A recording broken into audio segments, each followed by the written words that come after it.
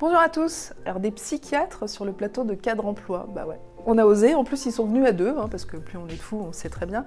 En fait, ce sont des co-auteurs d'un livre absolument passionnant que je vous conseille en tous les cas, qui s'appelle « Le manager est un psy », qui devrait passionner, enfin du moins on l'espère, les managers à qui on demande des compétences de plus en plus, nombreuses et contradictoires. Pour faire simple, vous savez, il faut combiner le low cost et en même temps faire de la valeur ajoutée. Et puis on vous demande aussi de donner envie, mais en même temps de mettre la pression. Et puis aussi penser collectif et jouer individuel. Ben voyons, il y a vraiment de quoi parfois perdre la boule quand on est manager. Mais comme ils sont aussi consultants et qu'ils coachent des dirigeants du CAC 40, eh bien ils ont des solutions dans leur besace. Ils ont l'expérience pour ça. En tous les cas, ils nous conseillent de passer en mode psy. Qu'est-ce que ça veut dire? Comment fait-on? Et qu'est-ce qui fait un bon manager aujourd'hui? Qu'est-ce qui fera un bon manager demain? Les réponses qu'on espère libératoires avec Eric Albert et Jean-Luc Emery sur ce plateau.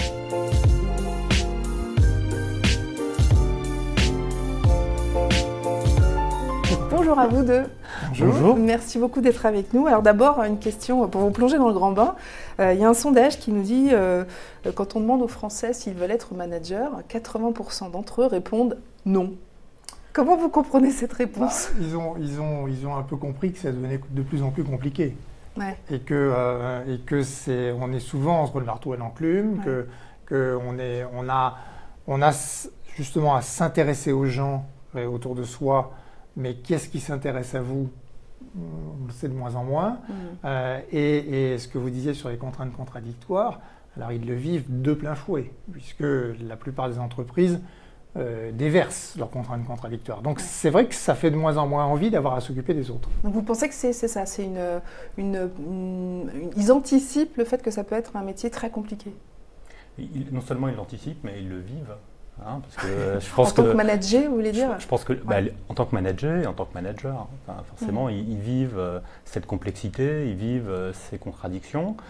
Et je pense qu'en plus, il y a beaucoup de choses qui ne passent plus par eux. C'est-à-dire que leurs collaborateurs au sein des équipes sont directement en relation avec toutes les interfaces de l'entreprise, voire avec le client. Mais pour autant, ça n'empêche pas qu'on les culpabilise. si le collaborateur a envie de démissionner, c'est de sa faute. Si le collaborateur a un petit coup de déprime, c'est de sa faute. Oui, donc, c'est vraiment, ils sont responsables d'absolument tous les maux. Il y a ça aussi.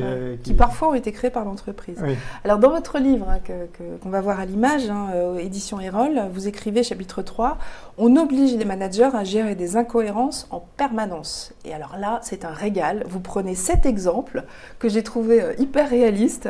J'en ai choisi 2. On y va. Et vous me direz comment est-ce que justement on peut réagir. Alors, on parlait de combiner low cost et valeur ajoutée. Alors là, je résume, page 59, c'est Simon. Tous les Simons vont se reconnaître. Il est super content, il a le feu vert pour organiser un brainstorming avec son équipe. Vous vous souvenez de cet exemple? Ouais. Et ils vont inventer la nouvelle relation client. Alors, il prévoit un séminaire à la campagne. Tous ses collaborateurs vont arriver de la France entière. Ça va être génial, on va être tous ensemble. Sauf que là, les problèmes commencent. Donc déjà, il avait prévu un consultant. Il n'y a pas de budget. Il n'y a pas de budget, tant qu'à faire. Non. Après, les frais de déplacement de ses collaborateurs. Ils ont été épuisés. Ouais. Parce qu'ils avaient droit qu'à 5 déplacements ou 8 déplacements. Il y en a plusieurs qui ont déjà épuisé. Alors, Simon, il se démonte pas. Il dit c'est pas grave, on va faire une visioconf. L'énergie, Simon. Il y croit. Et donc, Simon, il dit on va faire une visioconférence. Le jour J, évidemment, la visioconférence ne marche pas. Ça ne marche pas. Donc, ça finit en conf call. Voilà. Et du coup, le séminaire de brainstorming, on fait pas de brainstorming. C'est à cause d'une souris. C'est un peu moins efficace, forcément. Voilà. Et donc, comment on doit réagir quand on a un manager comme Simon et qu'on a ça, quoi? C'est-à-dire, c'est quand même l'entreprise qui organise le fait que vous ne pouvez pas bosser.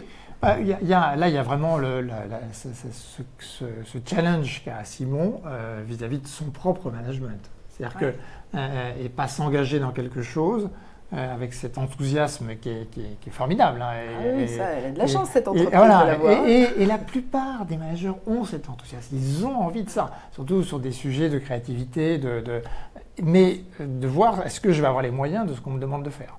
Là, en l'occurrence, c'est sûr que non.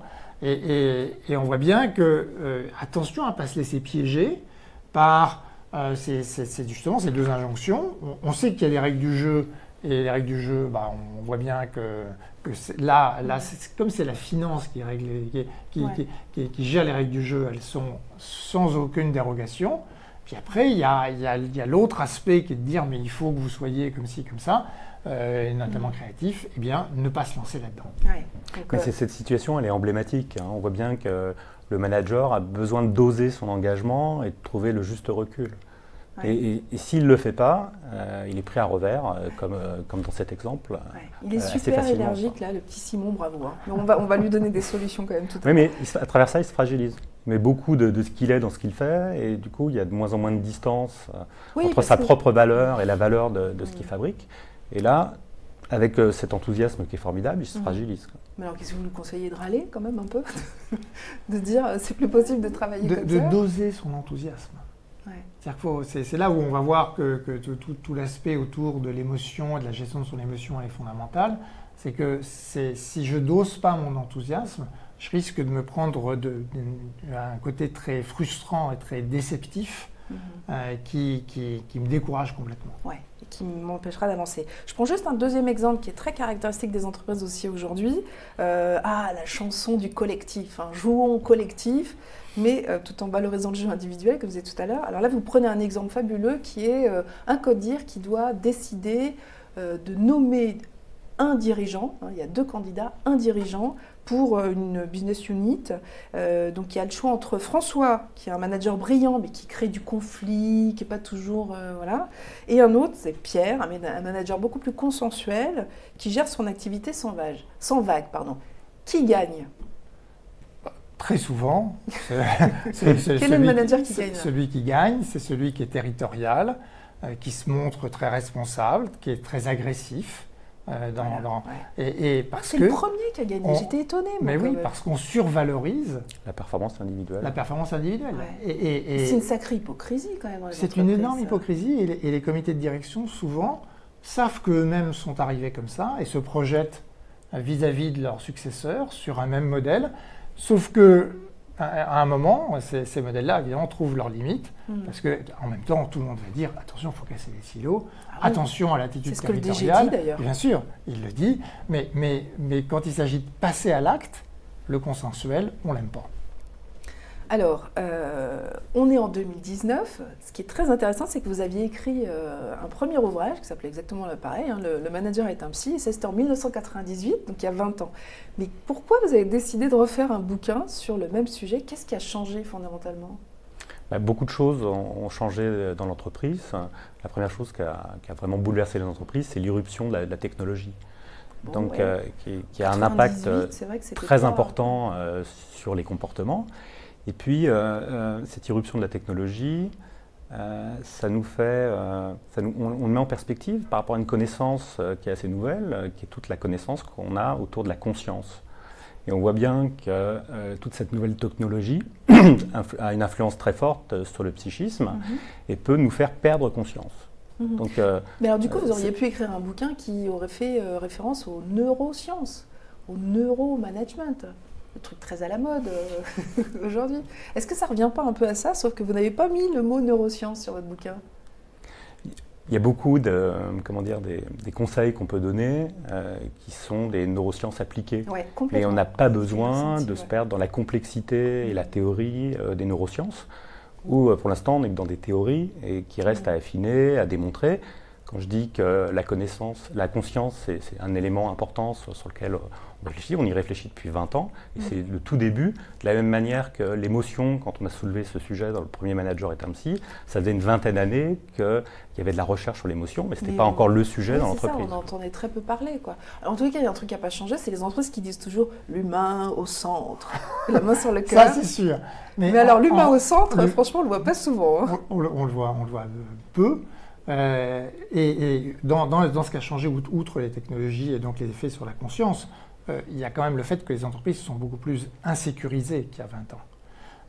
Alors, ce qu'on appelle les startups, c'est des entreprises qui visent une chose, c'est à venir s'insérer dans la chaîne de valeur des entreprises qui sont là depuis longtemps. Ouais. Et donc, c'est très insécurisant. Les ruptures à la fois technologiques, les ruptures d'usage sociétal, font que toutes les entreprises aujourd'hui sont très insécures, alors qu'avant, elles étaient dans des secteurs de données et qu'elles savaient où étaient leurs concurrents, elles ne savent plus exactement où est-ce qu'est le concurrent. Et leurs managers. Et leurs managers. Et donc, par rapport à ça, elles se sentent énormément sur les questions de stratégie, beaucoup sur les questions de business, un peu sur les questions d'innovation, mais sur l'interne de l'entreprise, elles n'ont pas réalisé à quel point elles génèrent ce dont on parlait tout à l'heure, c'est-à-dire toutes ces contradictions à l'intérieur de l'entreprise. Ça, c'est aussi une chose qui a énormément changé et qui fait que aujourd'hui, par exemple, donner des objectifs annuels à un collaborateur, ça n'a plus de sens. Oui, parce que ça va tellement vite que voilà, les objectifs... Et pour un manager se dire, moi j'ai ça à faire cette année,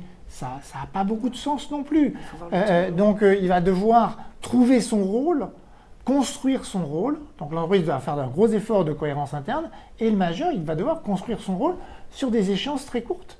Là aussi, c'est très très nouveau. Il y a 20 ans, on disait, ben, le manager, voilà, il a 6 fonctions. Avec ces 6 fonctions, on couvrait tout. C'est fini, mais ça n'a plus haut. Et quand même, pour donner des noms un peu, est-ce qu'il y a des dirigeants aujourd'hui que vous trouvez particulièrement conscients de ce besoin, justement, de changer et surtout de vraiment s'occuper de l'humain, mais pas seulement en le déclarant, en s'en occupant, en formant leur manager, en faisant ce qu'on va voir tout à l'heure, donc en passant en mode psy? Alors bien sûr, on ne donnera pas de nom. C'est pas du jeu. Moi, je vois, j'en vois un notamment qui était dans l'actualité récente, c'est Jean-Dominique Sénard, qui a quand même une intelligence émotionnelle extraordinaire. Oui. Ce qu'on voit de manière large quand même avec ces dirigeants, c'est qu'ils ont beaucoup augmenté leurs connaissances. Ils ont pris conscience de l'importance de ces sujets. Ouais. Ils en parlent assez bien. Est-ce que c'est parce que vous les avez formés? Alors, tous ces dirigeants du CAC 40. Pour certains d'entre eux, c'est le cas. Mais au-delà d'en parler, ils ont plus de difficultés à l'incarner.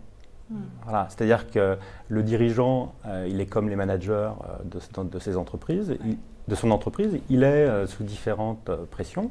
Et lui aussi, il a besoin de ralentir à certains moments, de prendre du recul pour adopter les comportements dont il parle aux autres. Ouais. Voilà. Et cette notion d'exemplarité, d'espace de confiance, ça commence autour de cette capacité à incarner les comportements. On a dit qu'on allait proposer des solutions et le bouquin est truffé de solutions. Notamment, donc vous suggérez finalement d'adopter les outils du psy. Alors, ne faisons pas peur, c'est pas si compliqué que ça. Et donc de reprendre, vous dites le manager doit reprendre en main sa liberté psychique, notamment sur sa charge mentale. Alors comment on fait quand on s'appelle Quentin, qui est aussi un exemple que vous prenez dans le livre, qui commence sa journée à 8h30, qui a de 8h30 à 10h30 à rédiger une note pour le codir, préparer et animer sa réunion d'équipe, aider sa N+1 à répondre à un mail hyper touchy à son président et répondre aux SMS des retardataires, hein, bien sûr. Voilà. Donc multitasking intégral. Comment est-ce qu'il pourrait faire autrement que de tout faire en même temps mal? Alors, la grande leçon pour Quentin, c'est que la fin de sa matinée se termine très bien. Ouais. Donc, il a une réunion projet sur un sujet de SI et RH. Prenant conscience de ces difficultés, il sort respirer. Il se remet en tête très rapidement les enjeux principaux de sa réunion. Et sa réunion se termine très bien avec 10 minutes d'avance. Voilà, parce que quand on sait faire un truc... Voilà, donc à tout moment, on peut ralentir, on peut reprendre conscience, se recentrer sur l'essentiel, retrouver de l'efficacité et utiliser peut-être même cette denrée rare, le temps, de manière plus efficace. Ouais, c'est-à-dire apprendre à s'autoréguler. Oui, sachant que on commence notre journée et très vite on rentre dans une espèce de tension qui est liée au flux d'informations permanent dans lequel on est. Cette tension-là, c'est comme si dès qu'elle baissait un tout petit peu, on la rechargeait avec le flux d'informations. D'ailleurs, il n'y a qu'à voir, tout le monde a toujours son téléphone là, et les sources d'informations se sont démultipliées, et dès que j'ai une toute petite baisse d'attention en réunion, etc., je me précipite. Et là, on est dans un phénomène qui est un phénomène cumulatif et addictif, extrêmement piégeant. Et un des grands enjeux qu'on a tous, c'est de prendre conscience de ça et d'essayer de désaturer notre bande passante. La souplesse adaptative, ça c'est aussi une des autres, un des cadeaux que vous nous faites. Alors c'est très important, c'est à partir du moment où on retrouve sa liberté psychique pour penser 2 minutes, on peut commencer aussi à réfléchir à ses réactions, à ses comportements.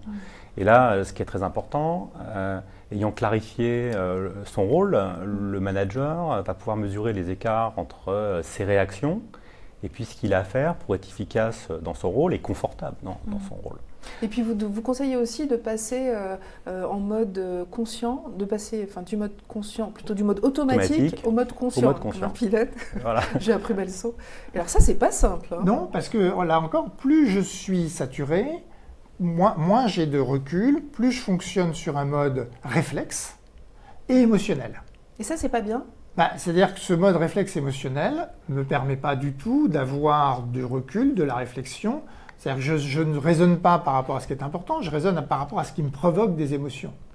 Et donc, par exemple, je sors de réunion, j'ai résisté à regarder ma liste de mails, j'ai mes 35 mails en sortie de ma réunion, je vais les screener comme ça très vite, et sur lesquels je vais aller sur ceux qui me provoquent de l'émotion. Et je vais probablement réagir immédiatement. Or, réagir c'est pas efficace. Et penser, ça ne va pas bien ensemble. Donc c'est reprendre conscience pour penser son rôle, pour penser son action. Oui, c'est ça. Et alors justement, il y a quelque chose autour de l'expérience qui m'a un peu heurtée. Vous dites, plus on a d'expérience, moins on est adaptable. Donc ça veut dire qu'il faut virer tous les vieux managers. Nous qui en avons beaucoup. Moi un peu aussi. Donc plus on a d'expérience, moins on est adaptable. Donc en fait ça veut dire qu'il faut virer tous les vieux managers. En tout cas, on voit bien qu'un manager qui fonctionne uniquement en fonction du poids de ses habitudes, il ne faut pas l'attendre quand il s'agit d'innover, d'être dans la créativité ou de s'arrêter pour prendre une page blanche et réfléchir en partant des éléments qui sont dans la réalité. L'expérience, c'est un raccourci, donc ça nous permet d'aller vite, ça nous permet de produire beaucoup, et tout l'enjeu dans cet environnement qui nous sature, c'est de ralentir pour penser mieux, justement. Reprendre conscience, c'est ça, c'est sortir de l'automatisme. Est-ce qu'on ne peut pas se dire qu'il faut être en mode automatique sur les compétences techniques, mais en revanche en mode adaptatif sur les compétences comportementales, soft skills, etc. L'enjeu est un petit peu différent, on a besoin en permanence de notre pilote automatique, mais il faut qu'il soit dirigé par notre pilote conscient. À partir du moment où le pilote conscient est saturé, on passe en total automatisme.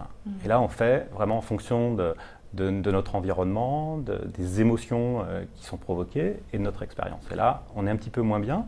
Et c'est vrai que ce qu'on a appris, par défaut, c'est à faire plus et plus vite.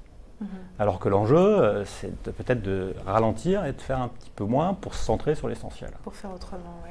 Et le piège de l'expérience, il est aussi dans le fait que si vous construisez vos solutions du futur par rapport au passé, vous voyez bien que dans le monde dans lequel on est, vous vous décalez complètement. Ça vous arrive souvent dans les entreprises que vous conseillez d'avoir justement des dirigeants qui freinent Bien sûr, c'est très fréquent.